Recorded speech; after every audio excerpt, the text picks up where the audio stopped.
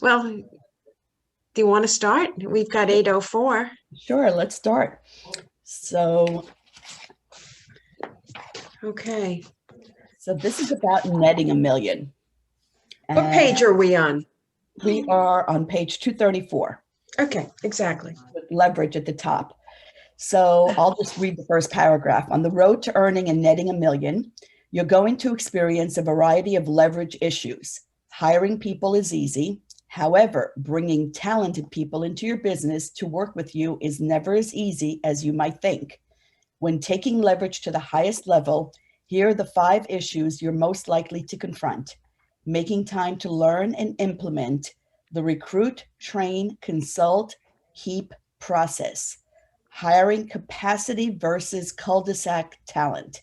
Achieving accountability to the right standards. Creating teamwork with rock and roll, and combining quality service with quantity service. That is everything right there. Yep. So the first thing is the recruit, train, consult, keep process, which, Yeah. let's face it, most agents don't know, don't take the time, don't learn how to do. And they have a revolving door of people coming Yeah. into their business and out of their business. And it even states in the chapter somewhere that they don't really have a team. They just have a group of The people group. Yeah, they have a exactly group. that are Yeah. just, and I used to say that all the time. I used to see teams and I said, you don't have a group. A team. You just have bodies that happen to be under your umbrella, but there's Yeah. no cohesiveness. There's no direction. There's no implementation. So this is really something that I'd love to dig deeper into, starting with the recruit, train, consult, key process. Orly, do you think most agents, because you've spoken to agents over the years, they don't see the importance of it? I They don't think don't see the impact of, that's part of it, but I think the other part of it is they don't have the patience because or knowledge to know. It's like you don't know what you don't know. When I go back to the people I had on the team, I knew I had to have a team, but I didn't understand how to implement that team or how to make it work to our advantage. I just knew, okay, you're going to help me with X, but and it doesn't mean that it's because I'm going to have free time. It means that I'm going to now have to do what I do best, which is prospecting. And then they take and delegating and being able to let go of your control. That too. right. But I think it starts even before that because I see a lot of people hiring bodies.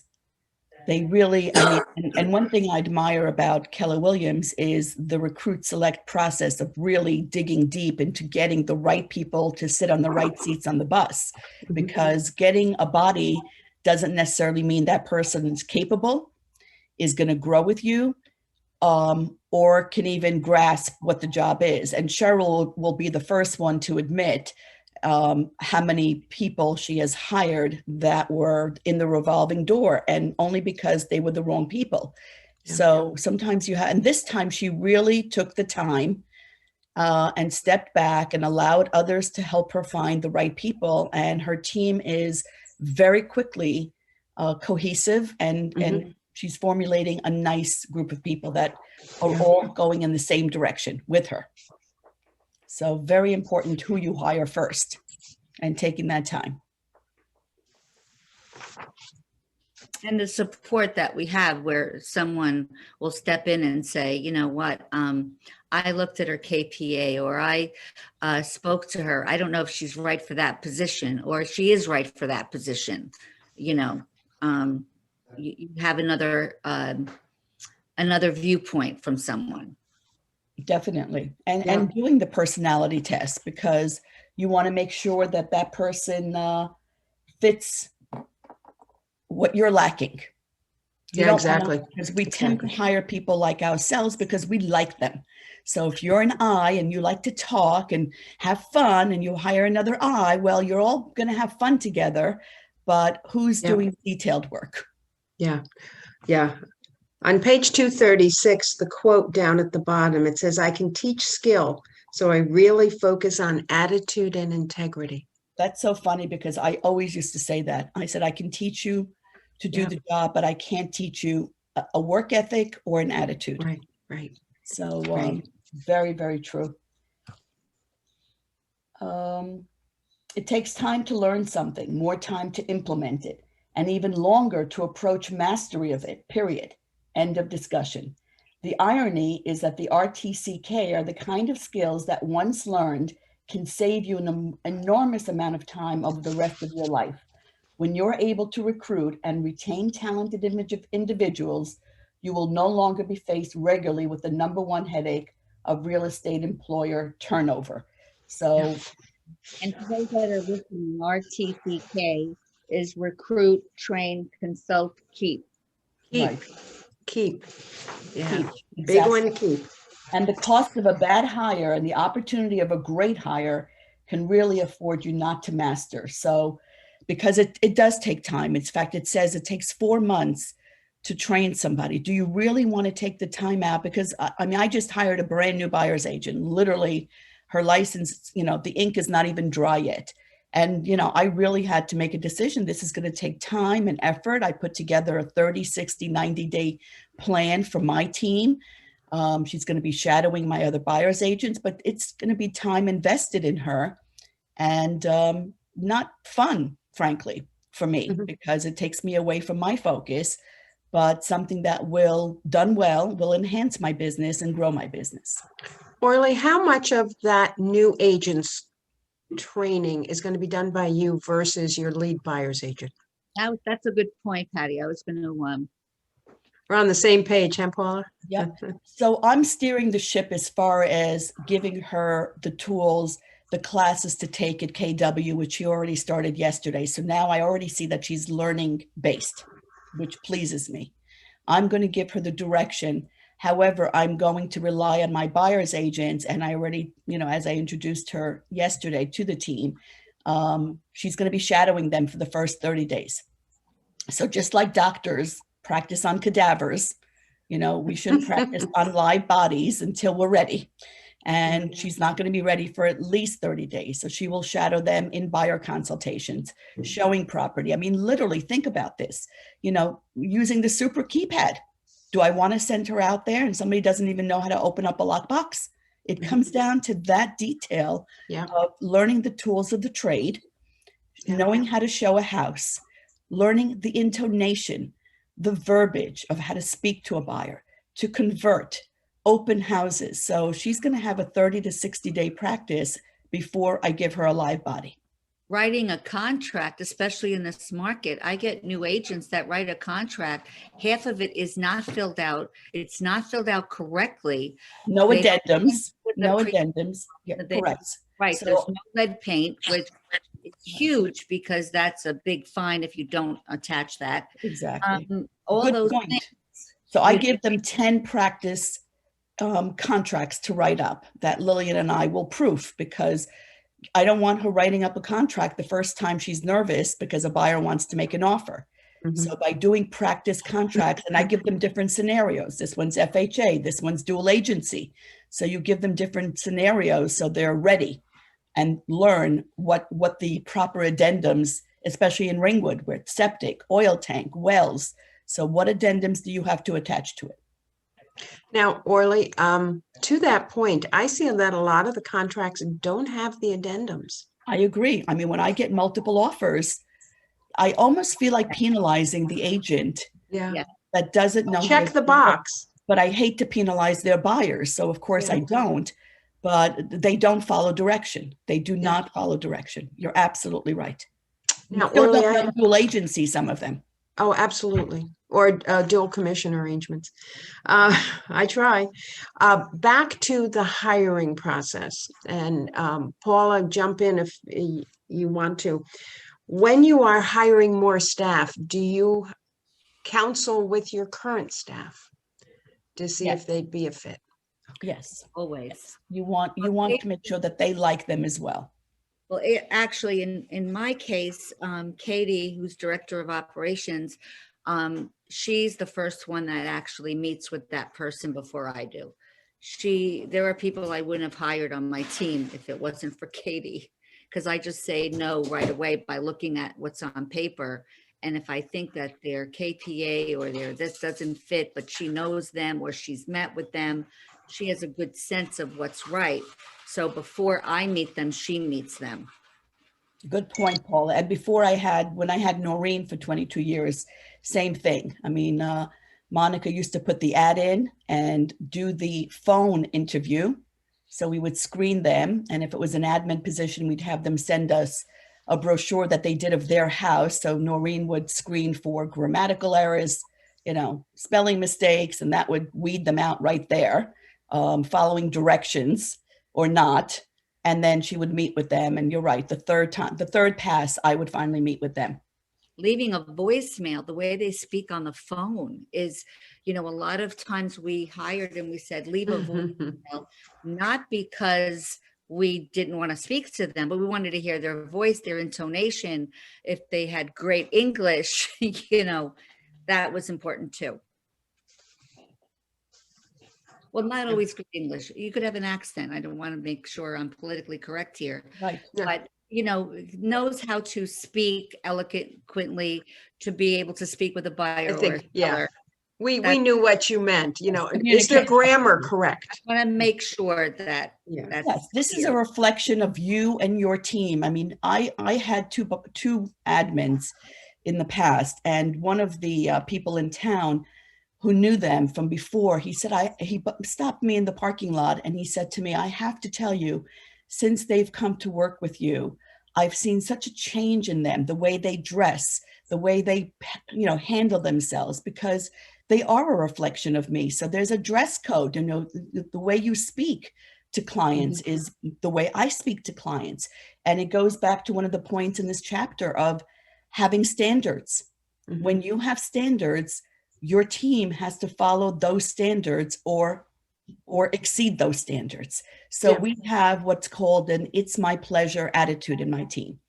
We follow the Ritz-Carlton model. Oh, I love no it. matter what the client wants, no matter if they're difficult or analytical or whatever it is, you do it with a smile and you say, "It's my pleasure."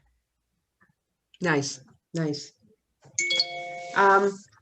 I hope I'm not jumping ahead if I go to page 237, where it starts to define capacity talent versus cul-de-sac talent. Since we've been skirting around that in our conversation, right? This is huge. This is absolutely huge, because sometimes we hire someone to do the job, because think about it. When do you hire someone? When you feel that you're at capacity. You yourself are at capacity. You're tired anymore. You're not going to be growing. So you're tired. You're overwhelmed. You're busy. So you're going to choose the first body that you can hand off some work to. And it may not be capacity talent. It may be cul-de-sac talent. So this person can follow your to-do list and check it off the list and leave at 5, and they're done for the day. But when you hire capacity talent, for instance, Lillian, we had 30 offers this weekend on a house, 3-day weekend. I don't expect her to work, but she knew that reviewing 30 offers, because she reviews them before I see them, she started on Monday on her day off, because she knew that we would be very overwhelmed on Tuesday morning. So that's capacity talent. This is somebody that owns their job. Yes. That's the exactly culture. Somebody who owns their job, loves their job. And I have to tell you, I did have one admin once that left the office. I texted them. They were literally in the parking lot and they never responded to me. And because of that and a lot of other little things, I realized this person was not the kind of person that I would want it on my team. When you walk out the door and you're done, I really didn't feel they were a team player. They were just looking for a paycheck. And I fired that person very nicely. And I just said, I just don't feel that you're happy. They said, I'm not. I said, then I will give you an opportunity to be happy somewhere else.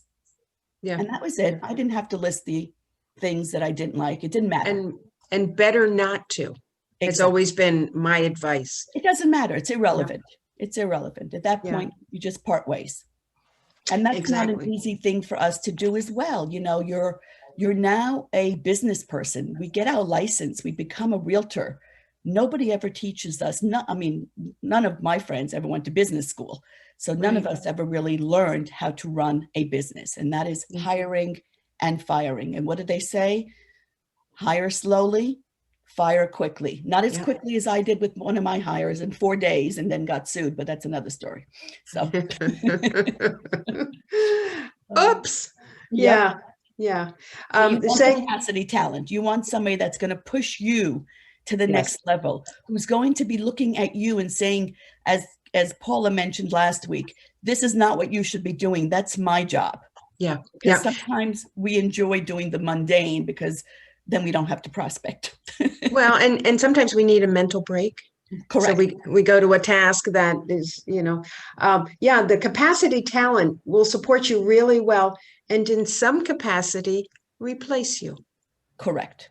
Correct. Yeah, I like that. And that's a very fine line. You know, Mhm. it's a very fine line to hire someone that has your ability, your personality, that will want to and can replace you without leaving you and starting their own. Yeah. So that's one of the fears. Let's face it, it's the elephant in the room. That is one of the fears that a lot of agents have in hiring agents and someone to replace you, because you hear you taught them everything and Yeah. they leave. And believe me, I've been in this position. I have created many a good realtor in my marketplace who are now my competitors, and I don't regret a moment of it. I whenever they came to me and said, I'm ready to go out on my own, I said, spread your wings and fly. Mhm. Mhm. So don't Yeah, be it's a real testament. It's a real testament. It's we can't feel like we're losing something when that happens, as opposed to our talent is really being spread, yeah, because we realtors are judged not only by what we do, but by what other realtors do in the correct, public. correct. And that helps, if there's other good talent out there, it helps us maintain a professional reputation. I remember once you said early, is she doing at least 60% of it? I mean, to take it out 60% off your plate? And it did. Uh, and she did. So if that's what until you find the right person, I'm saying, but even someone who helps you, that 60% is better than not helping you at all. But Right. having the wrong person on the team, like I had, I guess 10 years ago, once she left, my business exploded. I didn't realize Wow. how she was hurting my She was business. toxic. And that's a very, sometimes you don't realize you have toxicity in your Mhm. I office didn't because reach the level I had to babysit her. I didn't realize it. Actually, my team thought that she was blackmailing me to stay there. Ah, and your Because team will see it before I felt you sorry do. for her. Yeah. yeah, So yeah. know in your team who has your back. Okay, what page are you going to go to? Just so we're all together. Okay, let's Capacity talent versus cul-de-sac, the figure 4 on 238. mhm.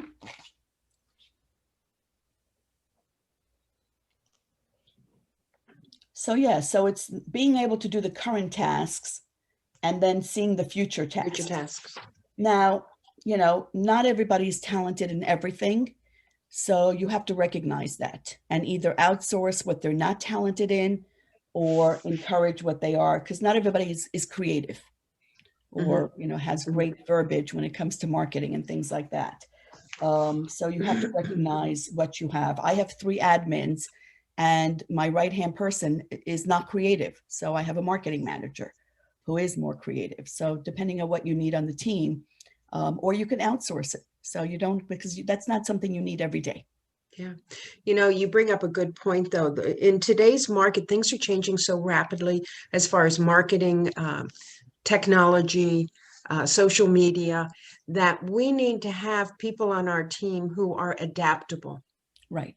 who are not going to just say, hey, this is the Not my way it is, job. and this is the way it's going to stay. Exactly. This is not my job. Yeah. Embrace change. And I think I was one of the first teams that was admin heavy. And people always said, why do you have so many admins? And I said, well, with our price point, we do a lot of volume, number one. So when you do a lot of volume, you have to keep up that service for the clients and keep up with the tasks.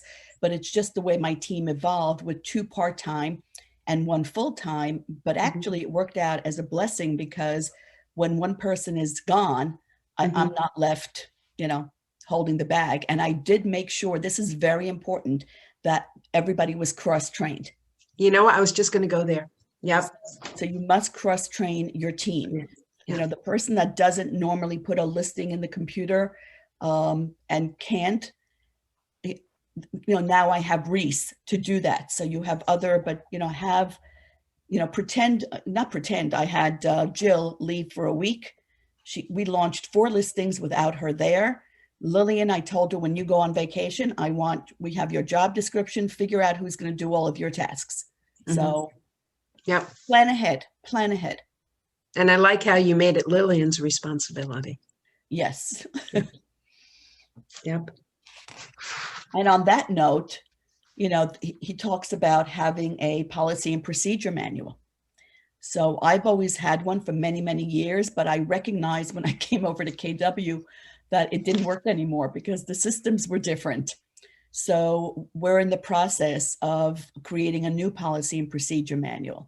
But every task we do, whether it's our Thanksgiving Day pies, whether it's our shredding event, we have a description of that event. Who does what, who to call, how much it costs. So if one of my team members leaves, I'm not left holding the bag. Somebody else can just take that piece of paper and recreate that event. Yeah. Yeah. I know I'm jumping ahead, but it speaks to what you just spoke about, Orly, on page 244, systems documentation model, and how detailed the who, what, when, where, how, why. Yeah. I mean, we have samples of, the systems, the actual forms that have to be filled out in the policy and procedure manual. Yeah. So somebody can see. Yeah. I mean, this speaks to step 1, take out a notepad, write down all the things you do in as bullet points, leave nothing out. Right. And it will be a long list. And then break that list into 6 or 12 categories. Yes. And one of the things that I always do is with a new admin hire, is I tell them for the first 3 months, follow the policy and procedure manual, and then you can make it your own, because the business does evolve. They come with their own set of eyes of how to improve things, and you have to empower them to be able to do that. So don't be so rigid as to hold on to that system. Arlene just asked, are you aware of program? Perfect. Yes. Assistant by Monica So Reynolds. Arlene, I was very fortunate that even before I joined KW, we signed up to that system. So my 2 admins took the course. So we have, when we printed out all the classes, I think there were 16 of them. I think it was a very long course, quite a few months. And from that, Lillian is improving and tweaking our policy and procedure manual. So yes, Monica Reynolds has it down to a science. So if you have an assistant, you may want to sign them up for that class. Or if she doesn't. Thanks, Arlene. For herself. I actually took it for myself because since I don't have an assistant, I am the assistant. Yeah. So for me, I found it very valuable to even, for myself. So I thought I would share that. But it's great that you have it, because you can create a policy and procedure manual off of that. Absolutely. That's custom to your business. Arlene, next time we have a conversation, I want you to start looking for an assistant. You need to have one. I know. Absolutely true. No, I'm going to ask Arlene another question. What is holding you back from hiring an assistant? I've actually, just fear of myself. What's the Fear of myself. I never wanted to be a team lead. I would rather just, either be on a team or, how do I put it? Like, to me, I just do my thing, and I don't know. So I'm actually looking, looking at it like, yeah, I really could do so much better if I did have an assistant that was doing the mundane that I do enjoy. So Right. that's part of the problem. So maybe take the semantics of team lead out of your mind. Some people, it's the fear of the extra salary. For some people, it's the fear of the accountability, because now you're accountable to someone else as they are to you. So if you look at it as just taking those tasks off your desk, how does that make you feel?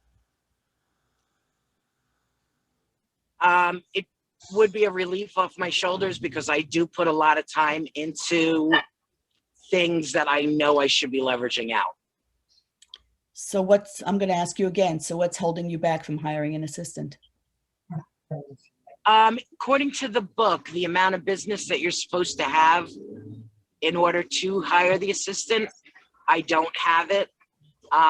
Yet that's not the main reason. It's probably the fear of the salary paying out to somebody. But think about this. When I pay for something, because I'm frugal. So when I pay for something, whether it's a class or anything, I make sure that I really use it, because I don't want to waste my money. So Okay. yeah. I mean, if I buy a pair of That's shoes, a good way to look at it. yeah, I'm not the kind of person that's going to buy a pair of shoes and put them on a shelf and never wear them. I know women who have clothes with tags on them. That would kill me. That would kill me. I would rather return it or give it away. But to see it in the closet with a tag on it and never wearing it, that's a waste of money. So think about the accountability of having to pay somebody every single week, having to show up for them, having to be organized to give them the tasks, and how your business will grow just because of that. I think that's a very valid point. And I was going more towards the area of either mentoring or teaching, and, did launch coach for a while, trying to teach the agents. And, now I'm realizing it really shouldn't have been that focus. It should have been more on my plan on what I could do for me and how I could help my family. So I'm really reevaluating everything since the pandemic. It sounds like you're reevaluating your why. I'll be on that.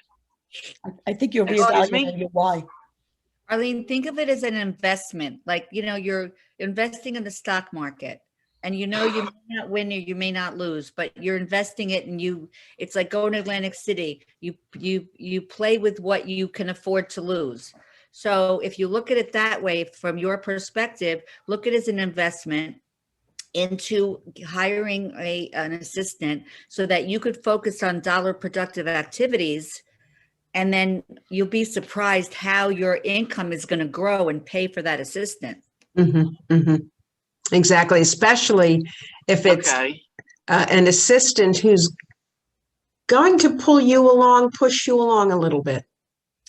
And you don't have to hire a full-time assistant, Arlene. There are a lot of people out there that really want part-time jobs, that still have kids at home, want to be home by a certain time. So that doesn't commit you to a 40-hour week. I would start with 15 to 20. How does that feel, Arlene? Now, would you start with a real person, or would you start with a cyberbacker? Because I would not start with a virtual assistant. I would start with a real person that physically shows up in your office, where you mentioned you were thinking of doing launch coaching. Why don't you coach that person to be the best assistant ever from the class that you took? So you reap the benefits. True. Okay. Right. Okay. So excellent. I appreciate the advice. I really do. You have no idea how much I appreciate. Arlene, you're breaking up a little bit, but Yeah, we don't. we can't hear you. Yeah, I do. But yeah, obviously people on this call are your fans. So Totally. they come from experience and a good place. So. And then I'm going to jump to page 240, what customers want. So many agents think that their customers use them because of the level of service they provide. Mhm. While that is generally accurate, it is more precisely true that their customers use them because of the standard of service they expect and receive. When we draw a bead on the real reasons why, we understand that our standards really define the service experience our customers receive and are what keeps them coming back for more. We also then understand the truth that any standard that can be defined can almost certainly be duplicated by another.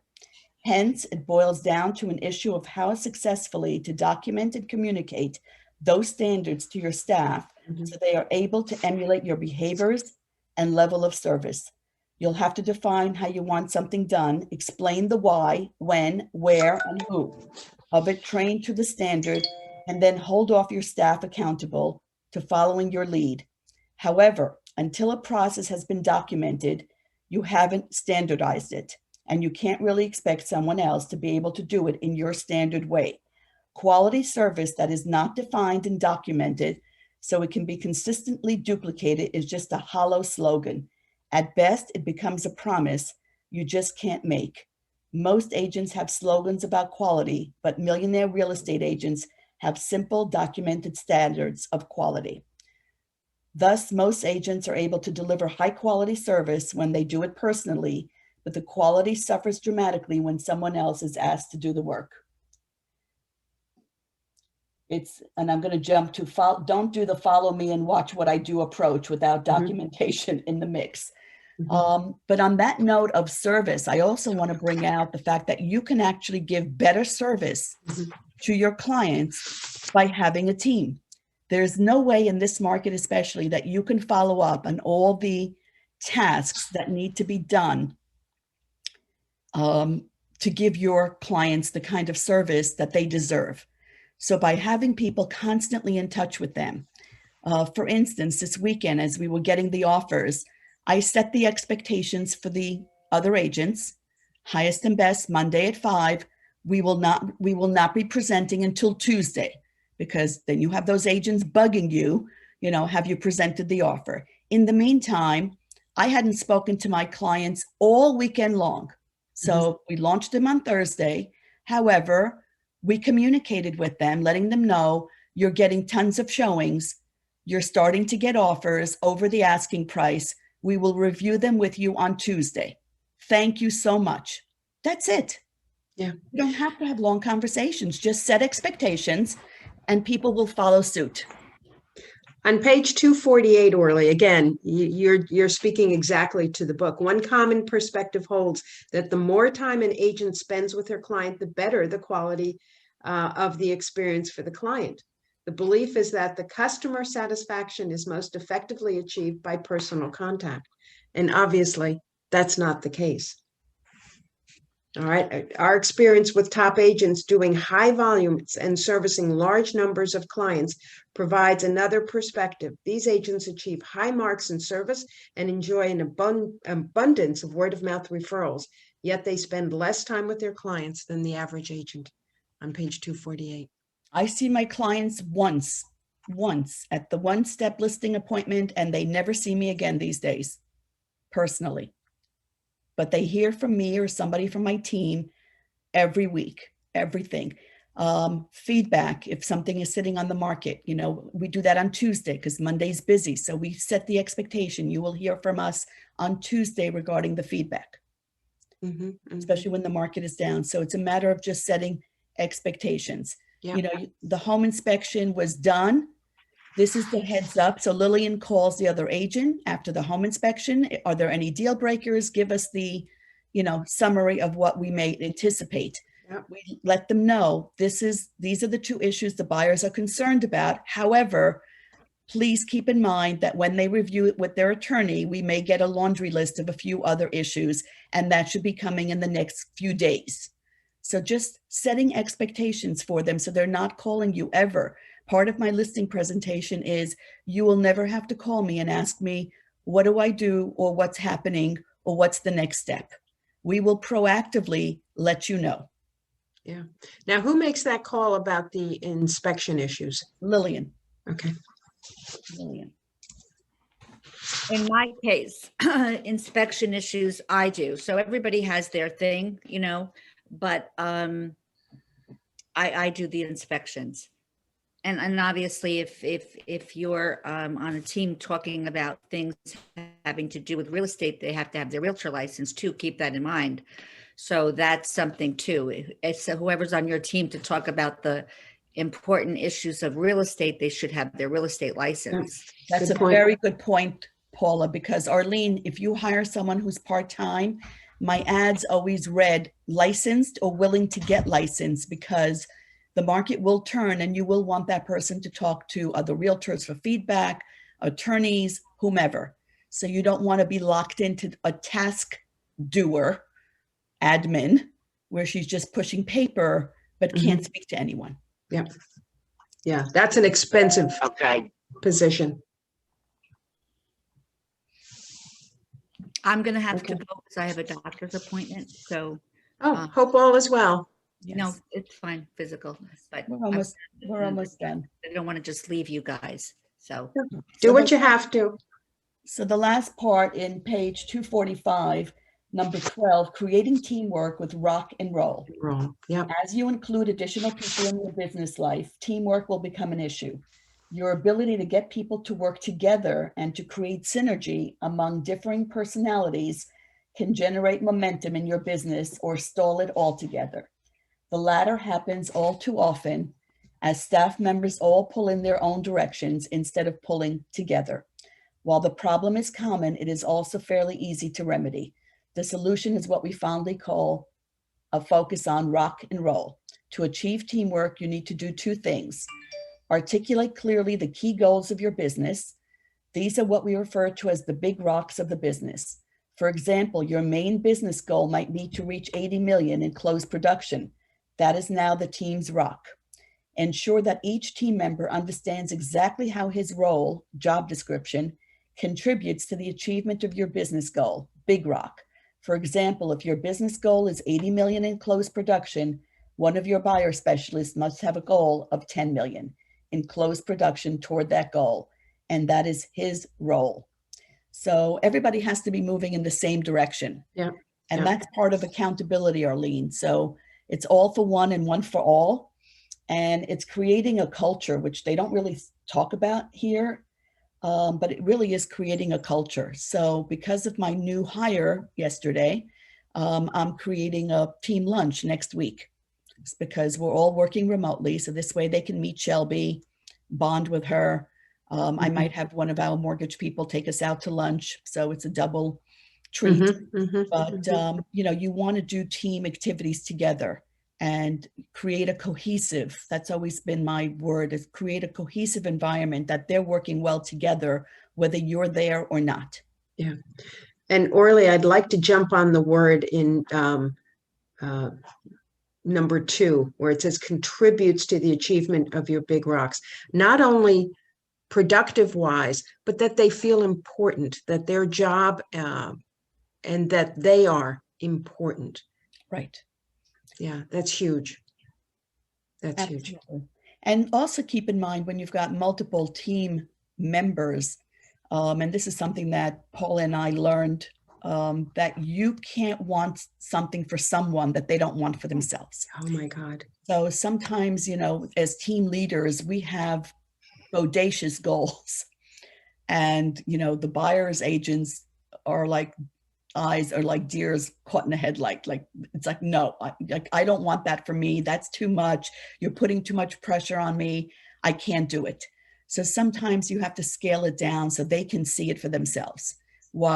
So I give them a goal based on what they did the previous year.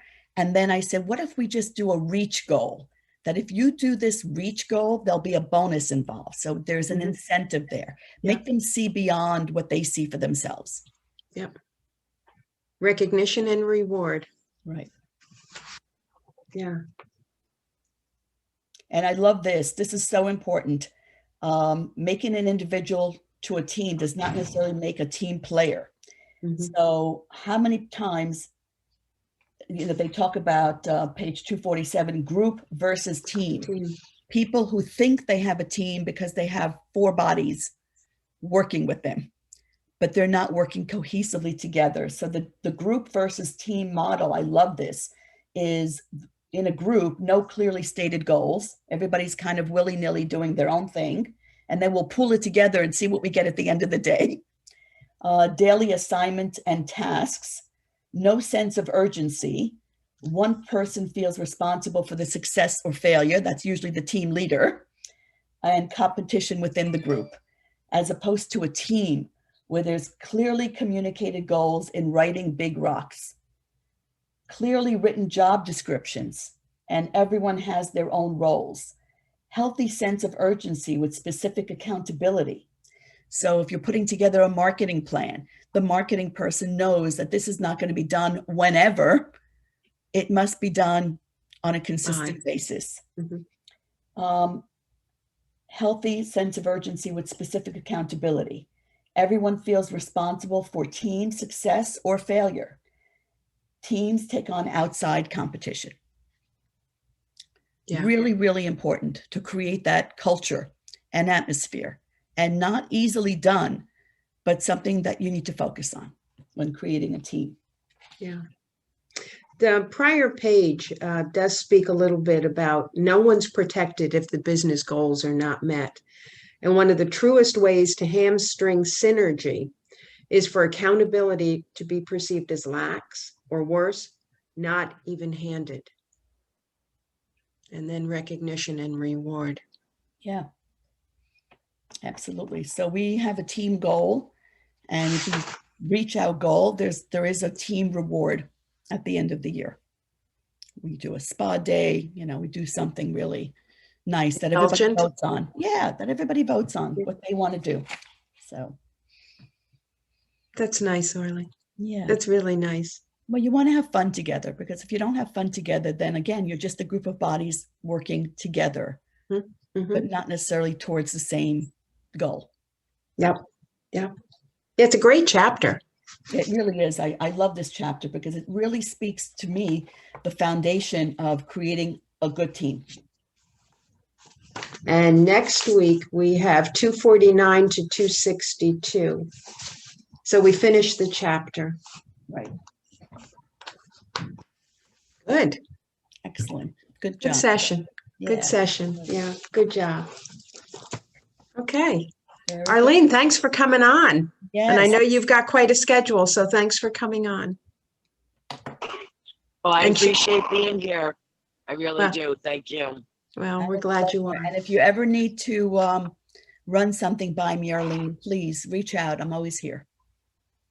Oh, you're fantastic, Orly. Thank you so much. My pleasure. Bye, Pat. It's great doing this with you. My pleasure. Everybody make it a great day.